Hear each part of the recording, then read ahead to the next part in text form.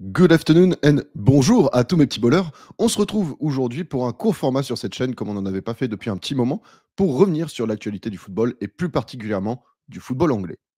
Marcus Rashford risque de quitter Manchester United en fin de saison. C'est ce qui vient de sortir dans la presse anglaise. Et après presque 20 ans passés dans son club de toute sa vie, peut-être qu'il est temps pour Marcus Rashford de tourner la page. Peut-être qu'il est temps pour Manchester United de passer à autre chose avec un nouveau projet mené par Amorim et Christophe Vivell. Pour revenir justement sur Marcus Rashford, il est important de préciser qu'il est passé par toutes les étapes du côté de Manchester. Il a été formé dans ce club dans lequel il est arrivé à l'âge de 8 ans, très très jeune. Ça me rappelle un peu David Beckham. Et finalement, le jeune du centre de formation devient un wonder kid. En effet, à l'âge de 18 ans, il est très performant en Angleterre et même dans le peu de Coupe d'Europe que joue à Manchester sur cette période. Et on se rend compte que Marcus Rashford a tout du nouveau David Beckham. Très jeune, talentueux, marketingment efficace et surtout efficace sur le terrain. C'est ce qu'on attendait de ce joueur. Et forcément, quand on voyait le développement de ce jeune joueur à fort potentiel avant même l'âge de ses 20 ans, on se demandait si Manchester n'avait pas tiré la nouvelle poule aux œufs d'or pour son club. En effet, Marcus Rashford, pour moi, avait tout justement pour s'imposer dans ce club. Déjà, sa capacité hybride sur le terrain, étant capable de jouer numéro 9, comme pouvant jouer sur l'aile gauche dans un rôle d'ailier buteur. Marcus Rashford avait déjà la polyvalence pour lui. Il avait aussi le talent, comme beaucoup de jeunes joueurs à fort potentiel avant lui, qui sont finalement devenus des éternels espoirs.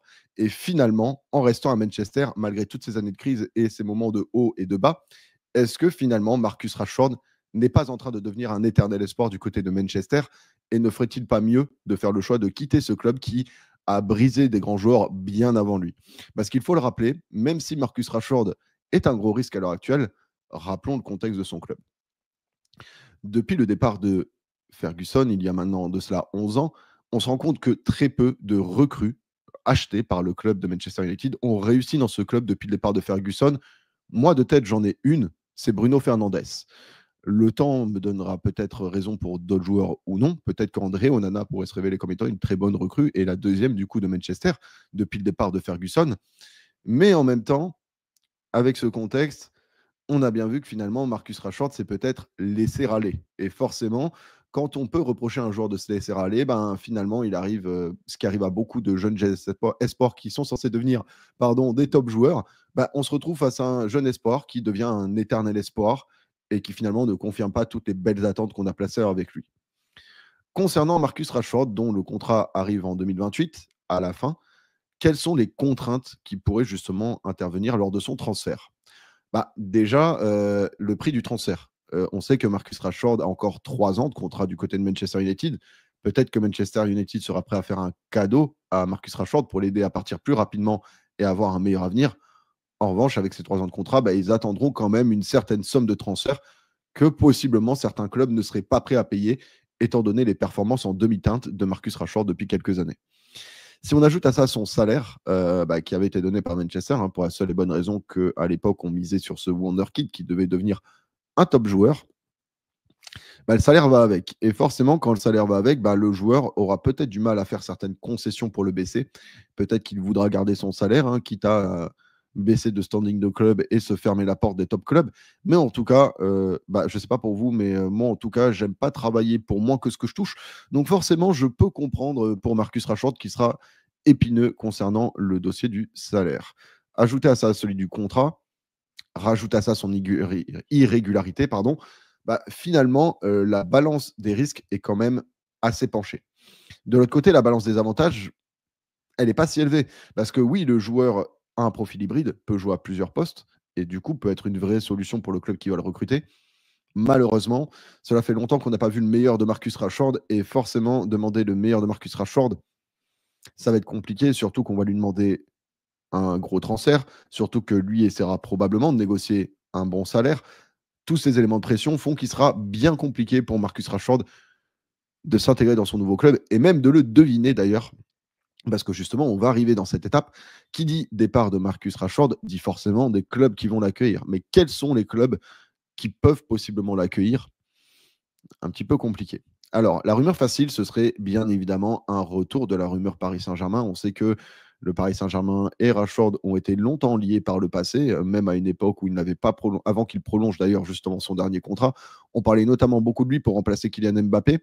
Et finalement, le transfert s'est jamais fait. Est-ce que dans le nouveau projet du Paris Saint-Germain, le Paris Saint-Germain sera toujours aussi chaud de recruter Marcus Rashford? Question compliquée. Parce que déjà, en parlant de choses compliquées, Luis Enrique est en fin de contrat, Luis Campos est en fin de contrat, et pour le moment, aucun des deux n'a prolongé. Et même encore mieux, on parle même d'une rumeur de Campos du côté de Manchester United. Donc, qui dit changement de coach probable, changement de directeur sportif probable, dit probablement changement de projet. Qui déciderait de ce transfert? Parce que là, forcément, encore une fois, du côté du Paris Saint-Germain, c'est un peu le micmac. On sait que le coach veut des joueurs, on sait que le DES veut des joueurs, et on sait même que parfois Nasser El Khelaifi se mêle au mercato et propose ses propres joueurs. Donc forcément, il y a une possibilité que le président du Paris Saint-Germain propose quelque chose pour Marcus Rashford. Et en fonction de qui sera le prochain coach et le prochain DS du Paris Saint-Germain, s'il y en a un, d'ailleurs, peut-être que les deux Louis vont prolonger, on ne le sait pas encore, ben forcément, ce dossier aura plus ou moins de crédibilité dans la capitale française. Quels sont les autres clubs qui pourraient éventuellement accueillir Marcus Rashford? Moi, je m'étais posé la question de Chelsea, parce que Chelsea a déjà récupéré Jadon Sancho en prêt avec option d'achat du côté de Manchester l'été dernier. Et pour l'instant, bon, c'est pas la réussite du siècle, mais c'est pas l'échec du siècle non plus. Et vu que le prêt d'option d'achat est seulement à 25 millions d'euros, financièrement, tu n'es pas sur la pire des affaires. Est-ce que Chelsea serait le mieux pour accueillir Rashford? Est-ce que Rashford serait une vraie plus-value du côté de Chelsea? On sait que du côté de Chelsea, peut-être que possiblement Mihailo Mudryk pourrait être amené à quitter le club. Est-ce pour autant la meilleure idée de faire partir Mudryk pour le remplacer par Rashford? Je n'en suis pas sûr. Surtout que tu as d'autres priorités du côté de Chelsea en ce qui me concerne. Tu as la priorité défenseur central, tu as la priorité du gardien. Donc si te reste des sous, pourquoi pas, et en sachant que même le neuf sera un poste plus prioritaire. Rashford s'est joué neuf.